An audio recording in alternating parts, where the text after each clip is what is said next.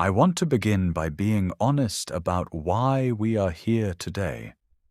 Lorraine and I have noticed something unusual in our lives for a considerable time. We meet strangers, often in circumstances that feel remarkably similar, and these people seem drawn to us in ways that feel striking and sometimes quite tender. It happens regularly enough that we cannot dismiss it as mere chance, yet we are cautious about claiming we understand what is happening. We found ourselves asking questions. What is the nature of these encounters? Could they be meaningful in a spiritual sense? How do we think about them faithfully without either dismissing them or reading too much into them? That curiosity led us to the work of Dr. Bernard Beitman, a psychiatrist who has spent decades studying what he calls meaningful coincidences. His framework offers us a vocabulary for these experiences. And as Christians, we bring an additional layer of reflection. We ask not only what is happening, but whether God might be present in it, and how we discern that carefully.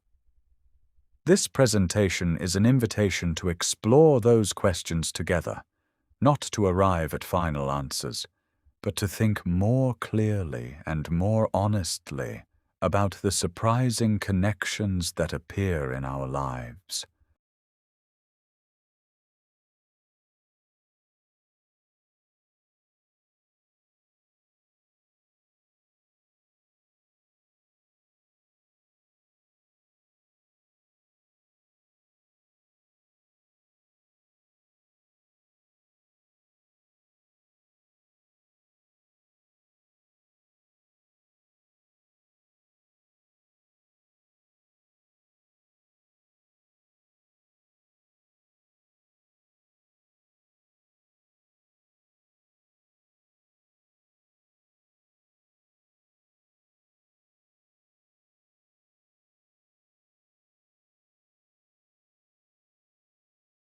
So who is Bernard Beitman, and why are we spending time with his ideas? He is not a pastor or a theologian. He is a trained psychiatrist who began noticing that many of his patients described striking coincidences that genuinely affected their lives. Rather than dismissing these stories as mere curiosity or superstition, he started collecting, categorizing, and studying them carefully. His books bring together personal stories, psychological frameworks, and a challenge to academia to take this territory seriously. Now you might wonder, why is a Christian group studying the work of a secular psychiatrist?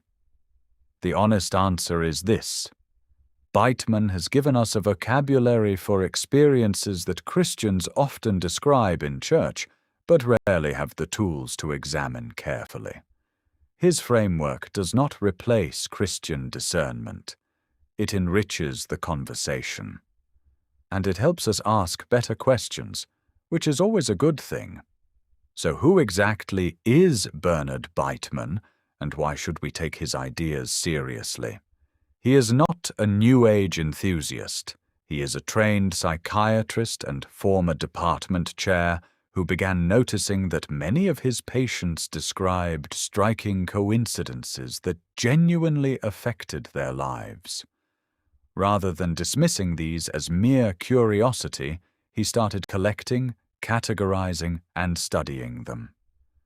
His books, Connecting with Coincidence and Life-Changing Synchronicities, bring together personal stories, psychological frameworks, and a challenge to academia to study this territory more rigorously. The Coincidence Project is his ongoing effort to build a global archive and community of inquiry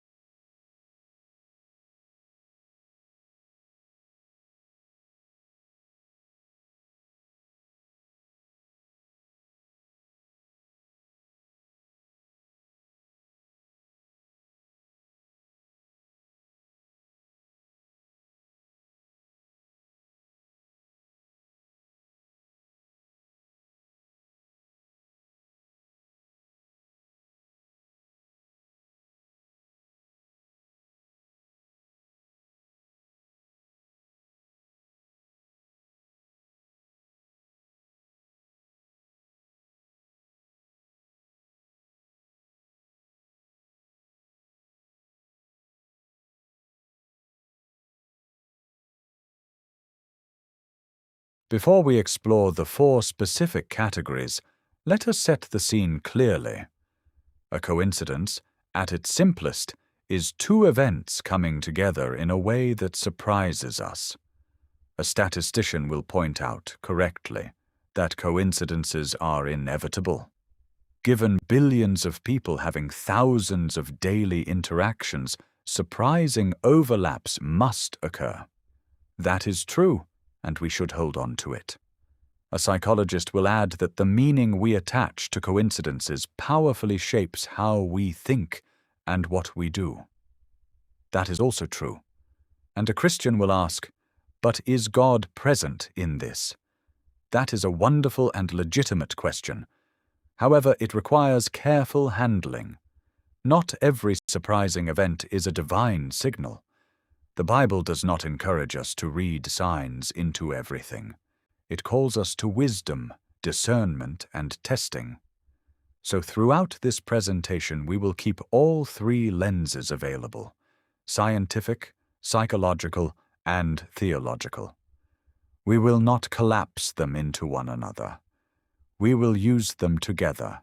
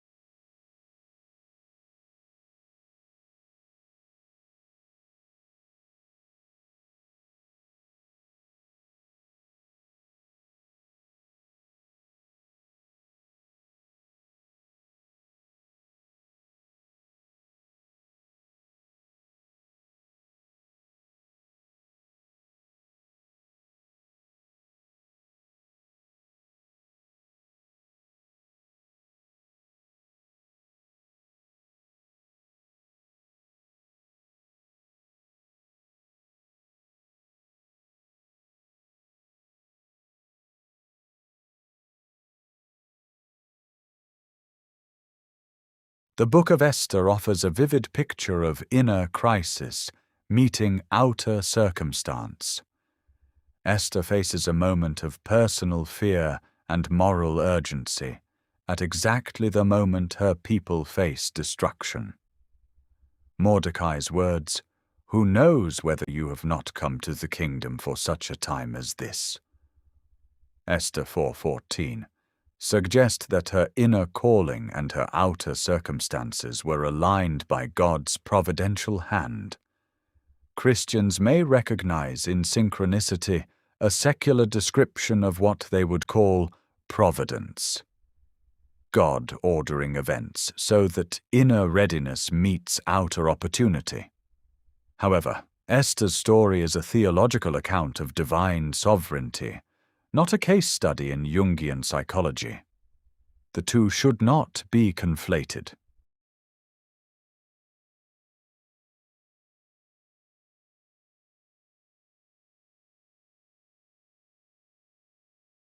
Synchronicity is the most well-known of our 4 concepts, largely thanks to Carl Jung. Jung described it as a meaningful coincidence between an inner psychological state and an outer event, where there is no causal connection between the 2. It is worth being clear, Jung was not writing from a Christian perspective. He drew on a wide range of philosophical and psychological sources. Bateman takes Jung's definition and situates it within his broader scientific study of coincidence. For Christians, synchronicity can be a useful descriptive label for something we might otherwise call providential timing. The grief and music example captures this gently. Who has not experienced a moment where the outer world seemed to echo something deep in the inner world? Our biblical illustration from Esther is offered not as proof of synchronicity, but as an example of what Christians believe God can do. Align inner calling and outer circumstance in ways that feel unmistakably intentional.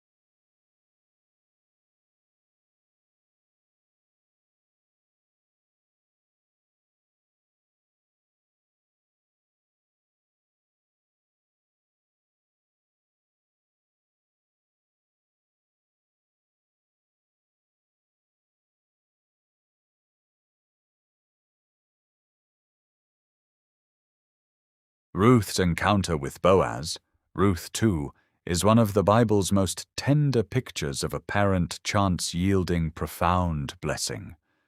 Ruth goes out to glean in the fields, looking simply for food and survival. She happens to come to the field belonging to Boaz, a man of standing and kindness, a relative of her late husband's family.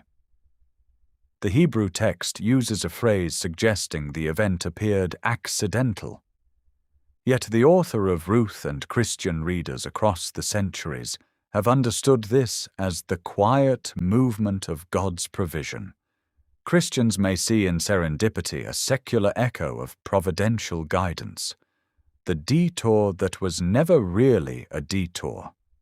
Again, Ruth's story is a theological narrative, not a case study in coincidence research. The comparison is offered as a devotional illustration, not an equivalence. Serendipity is perhaps the most warmly regarded of our four concepts, because it tends to bring good things. Its origin is delightful. It comes from a Persian fairy tale about princes who repeatedly made astonishing discoveries not through careful planning, but through attentive observation while walking unexpected paths. Beitman notes that serendipity is not purely passive luck. It tends to favor the alert and prepared mind. Our illustrative example makes this clear. The wrong conference room is only serendipitous if you are awake enough to recognize the value of what you find there. For a Christian audience, Ruth's story is a beautiful companion to this idea. She did not plan to meet Boaz. She simply went where she needed to go, remained open and alert, and found blessing she could not have engineered. Christians often speak of God opening doors. Serendipity might be one way to describe what a door opening can feel like, even before we realize what it is.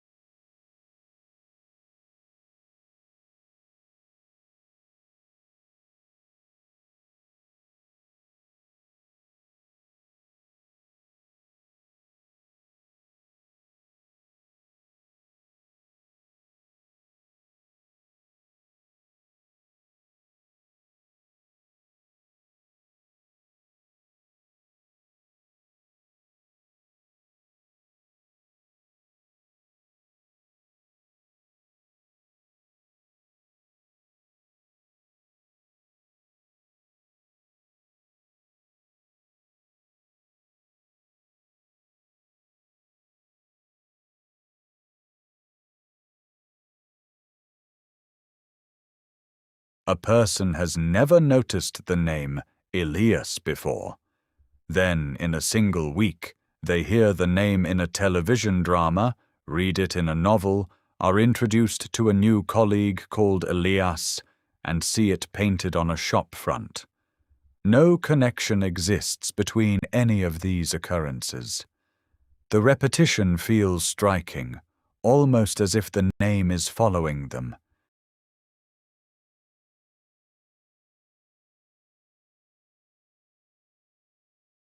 Seriality is the concept most people have experienced without having a name for it. Paul Camara catalogued these patterns of repetition obsessively in the early 20th century, recording clusters of numbers, names, and objects that kept appearing across unrelated situations. Beitman revives this idea and positions it carefully within his framework. For a Christian audience, seriality raises a particular pastoral concern. Some people become anxious or confused when a word, theme, or number seems to keep appearing.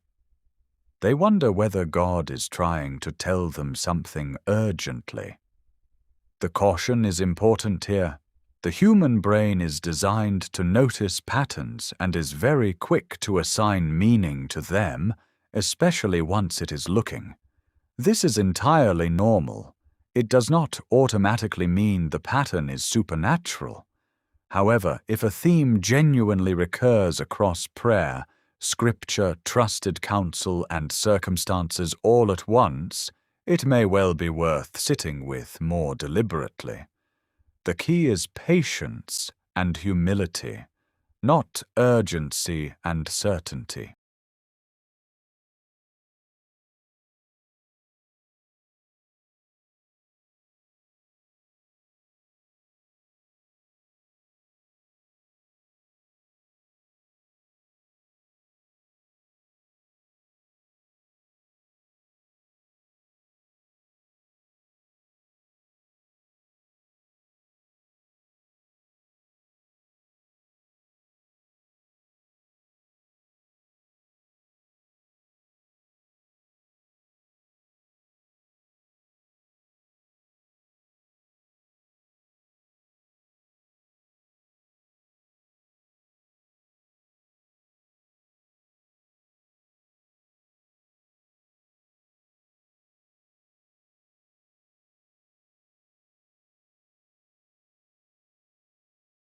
Christians have long practiced intercessory prayer, praying for others, sometimes without knowing exactly what is happening to them, and sometimes reporting a strong sense of urgency about a particular person at a particular moment. The New Testament speaks of bearing one another's burdens, Galatians 6:2, and of the Spirit interceding with groanings too deep for words, Romans 8:26. Whether simulpathity and intercessory prayer describe the same phenomenon, overlapping phenomena, or entirely different things is not something this presentation can determine. What we can say is that Christians do not need to choose between taking the experience seriously and remaining thoughtful about what it means. Both are possible. Claiming certainty about the mechanism, whether spiritual or neurological, goes beyond what the evidence currently supports.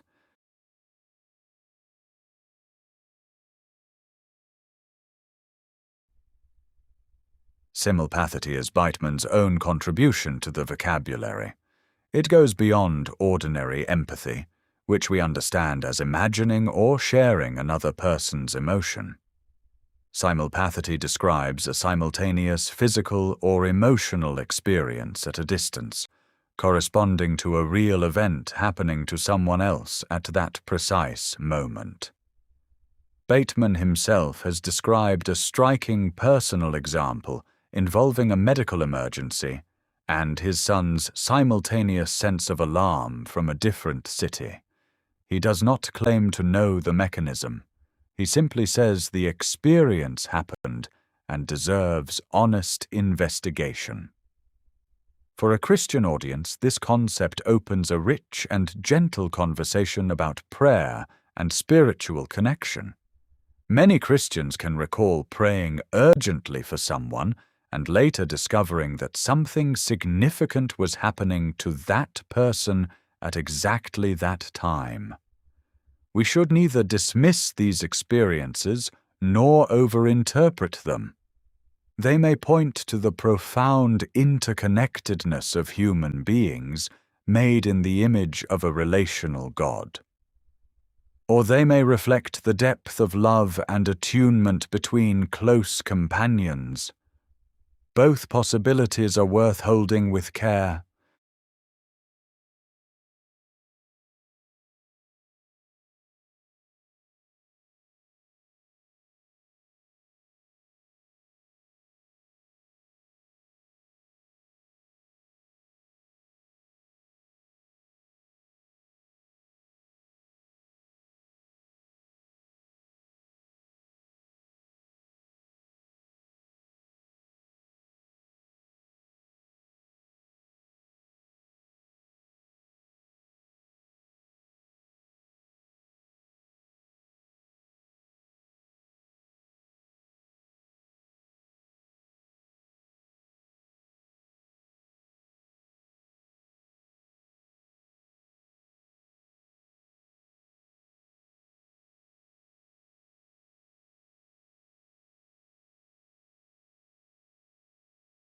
Now that we have met all four concepts individually, it is useful to see them side by side.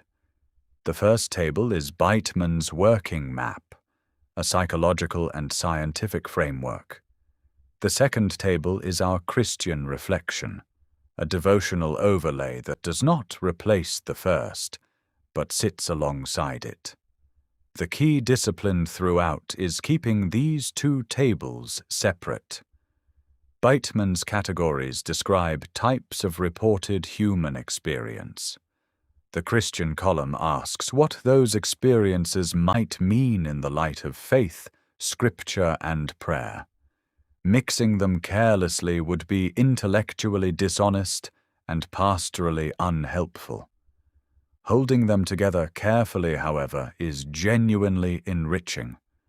Notice that every cell in the Christian caution column contains a reminder to test, to remain humble, and to resist premature certainty. This is not skepticism about God's power. It is faithfulness to what the Bible itself says about discernment.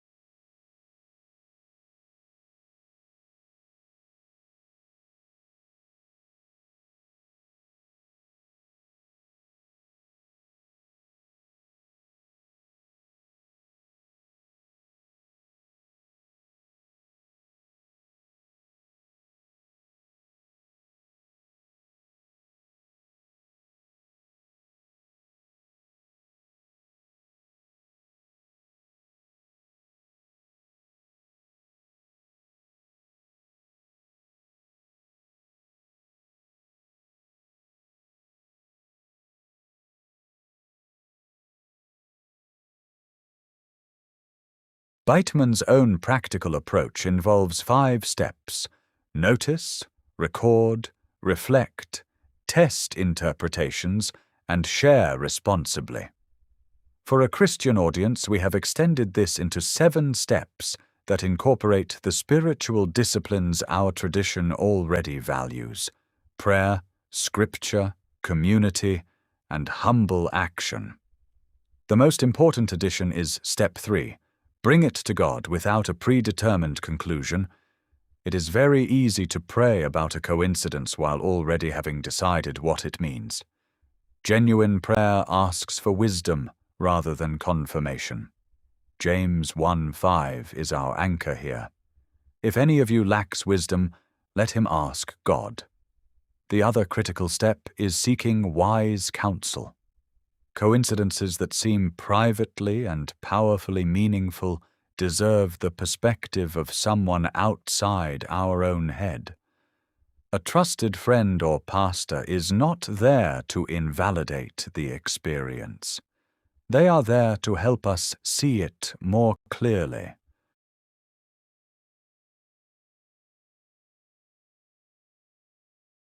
A 7-step reflective and prayerful practice.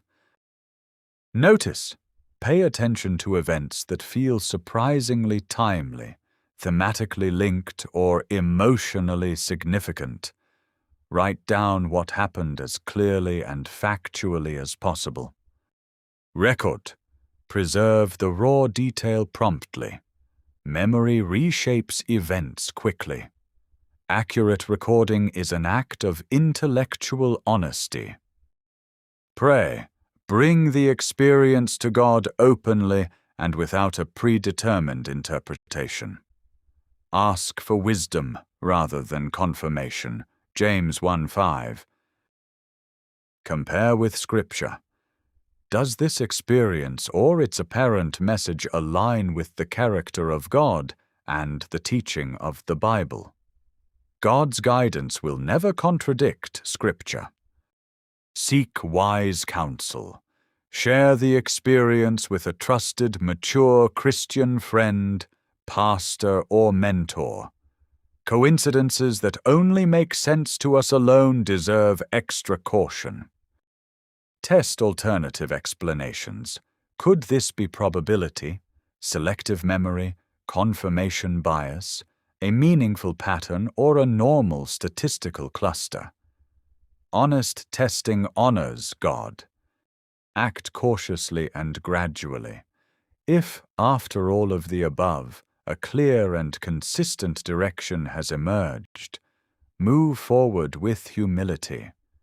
Do not make irreversible decisions on the basis of a single coincidence.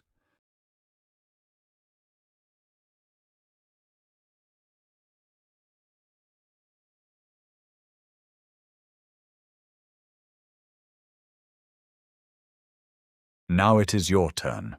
I am going to give you 3 short scenarios, and I would like you to consider 2 questions for each. Which of Beitman's 4 categories fits best, and what does the Christian lens add to the conversation? There are no trick questions. Real life does not always slot neatly into categories, and real faith does not always give us tidy answers. Case Study A involves an inner state resonating with an outer discovery, and it also involves the very human tendency to notice things that confirm what we already hope for. Case Study B raises the frequency illusion directly. Marcus may simply have become aware of 47 and started noticing it everywhere. Case Study C is the most striking and the most tender. It raises genuine questions about human connection and the nature of prayer. Take a few minutes with the person next to you. See what you think.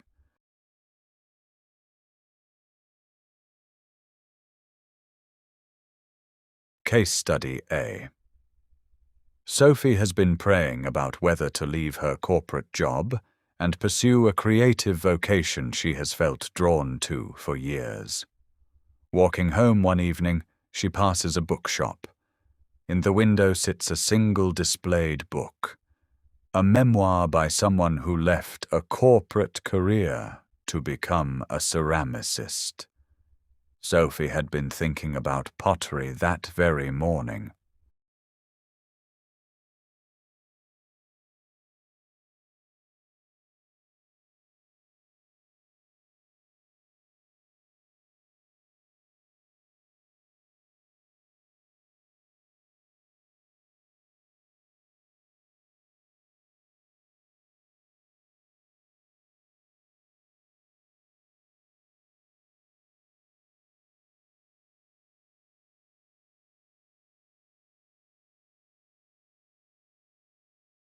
Case Study B.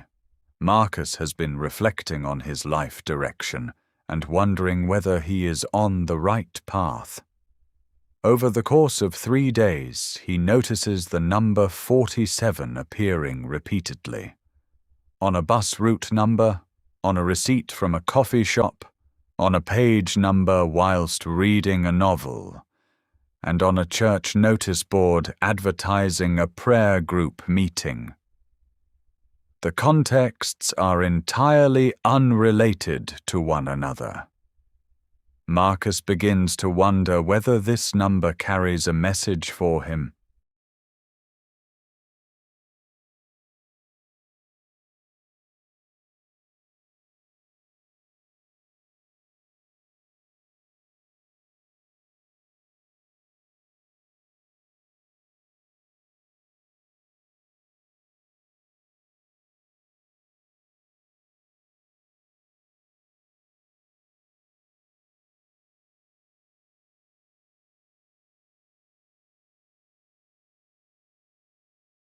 Case Study C. Steph is in a meeting in London when she feels a sharp and inexplicable pain in her left wrist and an overwhelming wave of anxiety. That evening she learns that her sister in Edinburgh fractured her wrist at exactly that time.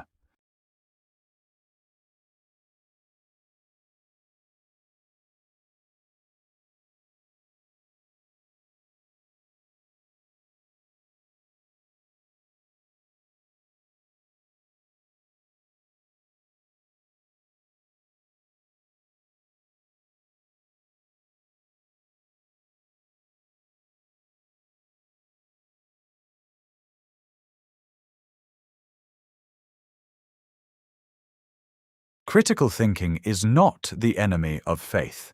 It is, in fact, deeply consistent with biblical values. The Bible repeatedly calls its people to wisdom, discernment, testing, and humility. Paul tells the Thessalonians to test everything. James tells us to ask God for wisdom rather than simply following our impressions. Jeremiah reminds us that the human heart is capable of self-deception. These are not skeptical texts. They are texts written by people who believed deeply in a God who speaks and guides and acts, and who also knew that human beings are very capable of hearing what they want to hear. Beitman's cautions about confirmation bias, selective memory, and apophenia sit very comfortably within a biblical framework of discernment. They are not obstacles to faith. They are tools for keeping faith honest and grounded.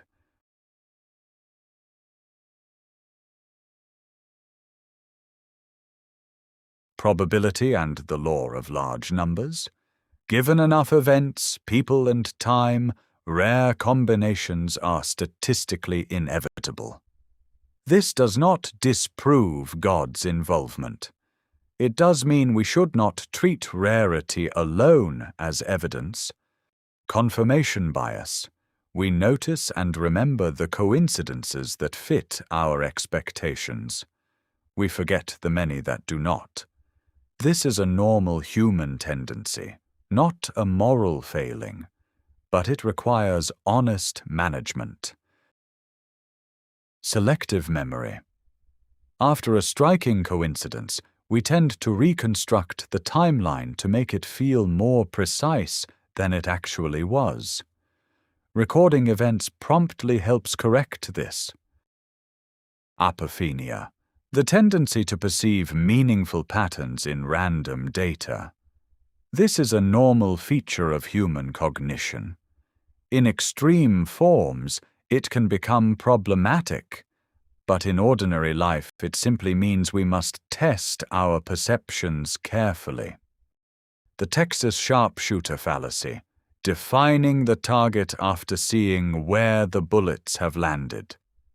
In other words, finding the meaning in a coincidence after the event, and then treating it as if the meaning was obvious from the start.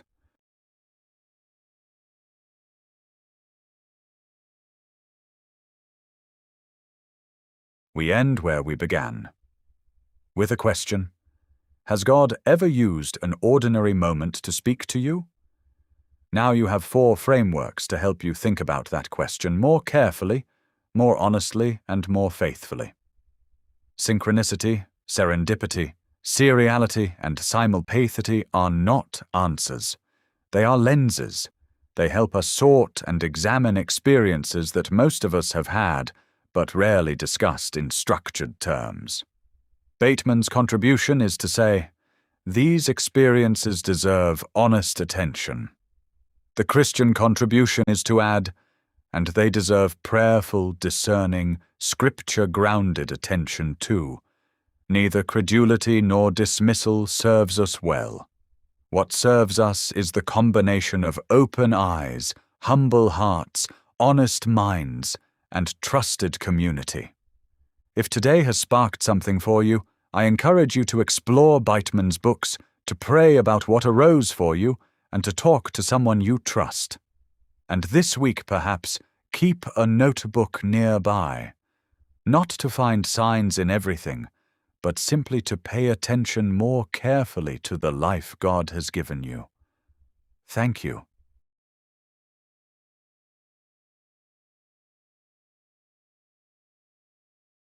These concepts are tools for reflection and self-awareness. They are not substitutes for medical advice, psychological support, or practical professional judgment. If a coincidence feels significant in relation to your health, your safety, your relationships, or a major life decision, please consult appropriate professionals alongside any spiritual discernment process. Faith and professional care are not in competition.